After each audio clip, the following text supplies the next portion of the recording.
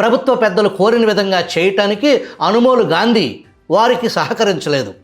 ఫలితంగా గాంధీ కుమార్తె శ్రీలక్ష్మి భర్త సాకేత్ మైనేనిపై సీమ పెత్తందారుల పశు ప్రవృత్తి పౌర సమాజం సిగ్గుపడేలా పనిచేసింది.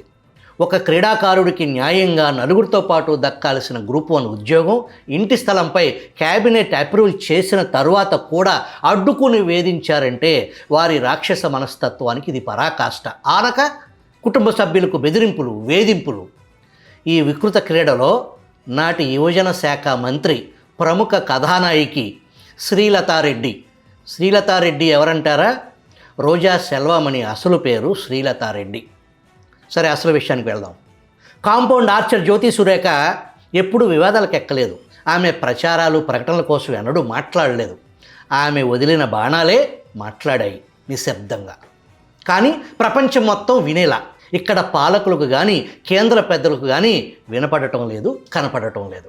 ఖేల్ రత్న అసాధారణ ప్రతిభను గౌరవించేందుకు ఉద్దేశించింది. జ్యోతి సురేఖ వెన్నం అర్హతపై సందేహానికి ఏమాత్రం ఇక్కడ చోటు లేదు. మిగిలిన ప్రశ్న ఒక్కటే: భారత క్రీడా వ్యవస్థ తన అత్యున్నత గౌరవాన్ని నిజంగా అత్యున్నత ప్రతిభకే ఇవ్వగలుగుతుందా అనేది.